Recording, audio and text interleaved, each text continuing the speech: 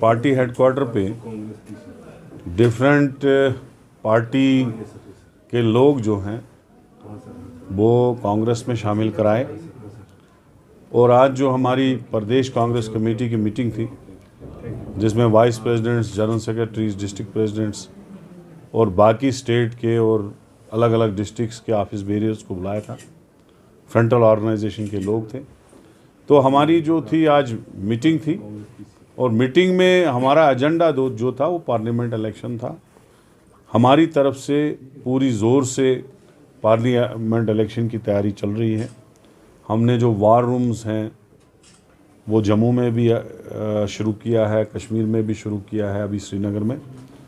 तो आने वाले दिनों में हमारे एआईसीसी के प्रेसिडेंट मल्लिकार्जुन खड़गे साहब वर्कर्स मीटिंग जो है वो जम्मू में, और कोशिश है हमारी श्रीनगर में भी हो जाए, जिसमें हमारे बूथ लेवल एजेंट्स भी शमूलियत करेंगे।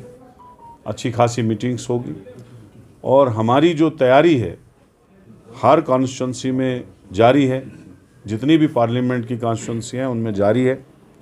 हमारे वर्कर लगे हुए हैं और पूरी तरीके से जो बीजेपी ने हमारी स्टेट के साथ अन्याय किया, जिसमें हमारी जो हिस्टोरिकल स्टेट थी उसको यूटी बनाया,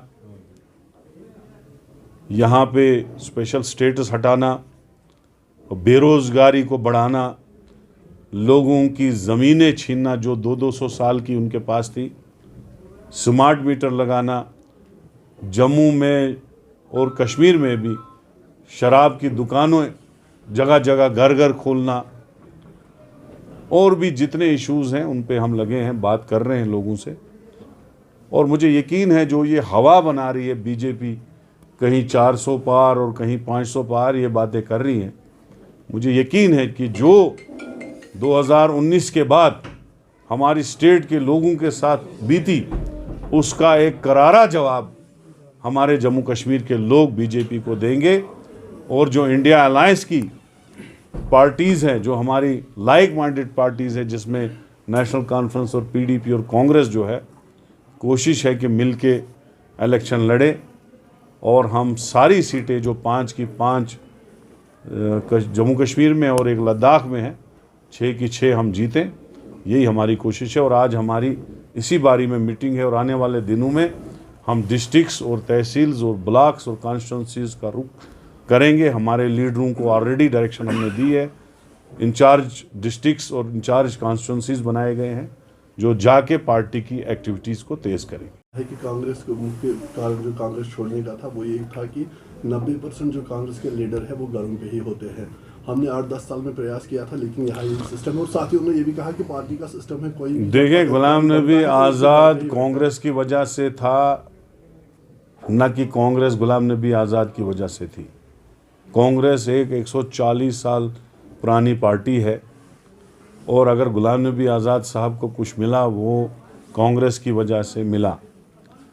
आने वाले इलेक्शन में आप देखेंगे ना उसकी पार्टी का खाता पार्लियामेंट में खुलेगा, ना म्यूनसिपलिटी में खुलेगा और ना असेंबली में खुलेगा। आप देखेंगे, मैं वसूख से कहता हूँ, ये जो वो प्रोग्राम कर रहा है, एक एक जगह पे 4-4 डिस्ट्रिक्टों के लोग पैसे लगा के, जो रूलिंग पार्टी उसको पैसे दे रही है, बसों की तादाद बढ़ा के आगे पीछे से लोग लेके प्रोग्राम कर रहे हैं, उससे हमें कोई फ़र्क नहीं पड़ेगा, ना उसकी वजह से कांग्रेस को कोई फ़र्क पड़ता है। जिस तरह से हम यहाँ पे देख रहे हैं कि जो इंडिया ब्लॉक है, क्या आपको लगता है कि उसको कमज़ोर करने की कोशिश की जा रही है? जिस तरह से ईडी ने समन किया है फारूक अब्दुल्ला को, और देखो, ये यहाँ ही नहीं बल्कि पूरे हिंदुस्तान में इंडिया अलायंस के पार्टनरों को ही ईडी सीबीआई पीछे है। जो बीजेपी में जाएगा उसको वो वाइट वॉश करके साफ सुथरा पेश करते हैं। और अभी देखो, सब कुछ साइलेंट रखा था, खाली पार्लियामेंट का इलेक्शन आया और फारूक साहब को नोटिस, किसका? ईडी का, इसलिए कि आप इंडिया अलायंस में मत जाइए, हमारे साथ रहिए। और यही हर जगह हो रहा है, हर जगह डराया जा रहा है, धमकाया जा रहा है। अभी अरेस्ट किया गया झारखंड के सीएम को। इससे पहले क्यों नहीं किया, 6 महीने पहले या साल पहले? क्यों? पार्लियामेंट इलेक्शन है, उसको क्रश किया जा रहा है। नीतीश कुमार को क्रश किया गया, उसको इंडिया अलायंस से निकलवाया गया। तो ये सारी एक गेम प्लान के तहत है बीजेपी की, लेकिन लोग इसका जवाब देंगे, करारा जवाब देंगे। यही हमारे हमसाया मुल्कों में हो रहा है, जैसे बांग्लादेश में इलेक्शन हुआ, पाकिस्तान में हुआ, वही उसी डायरेक्शन की तरफ ये बीजेपी की सरकार जा रही है। यहाँ पे ये ईवीएम का जो इस्तेमाल हो रहा है, पूरे हिंदुस्तान में बात उठ रही है कि ईवीएम से जो है रिगिंग हो रही है, ईवीएम से वोट एक को पड़ रहा है, दूसरे को दिखाया जा रहा है।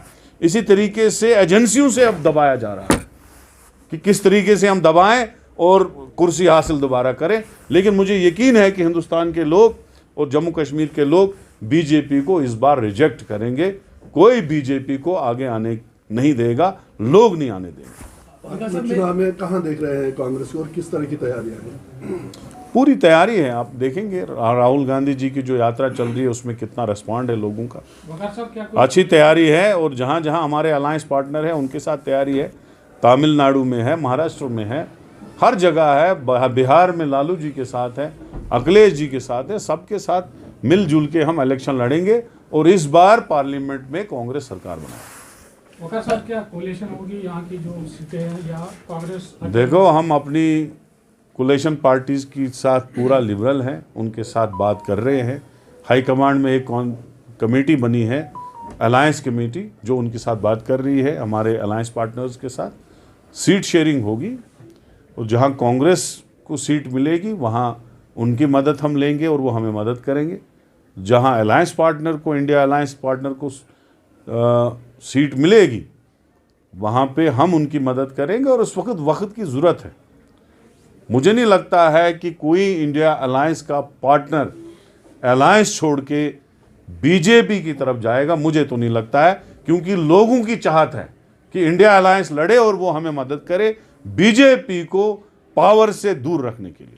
सर एक आखिरी सवाल है। जिस तरह से हमने देखा कि रिजर्वेशन बिल जो पास हुई है, पहाड़ियों को रिजर्वेशन दिया जा रहा है, क्या आपको लगता है कि जम्मू कश्मीर में इसका असर होगा और बीजेपी जो है इससे फ़ायदा उठा सकेगी? देखिए, पहाड़ियों के हक में सारे थे कि पहाड़ियों को रिजर्वेशन दिया जाए। हमने भी हमेशा उनके लिए सपोर्ट में बात की। अलबत्ता ये है कि गुजर के बरादरी के कोटा में कोई छेड़छाड़ ना हो, ये हमारी रिजर्वेशन है। और साथ में कुछ तबके छोड़े गए हैं, जैसे पोगली हमारे बहुत पसमानदा पहाड़ी है, उनको छोड़ा गया। कांग्रेस डिमांड करती है कि पोगली खास ज़बान बोलने वाले लोगों को भी एसटी में इंक्लूड किया जाए। थैंक यू, बहुत बहुत शुक्रिया।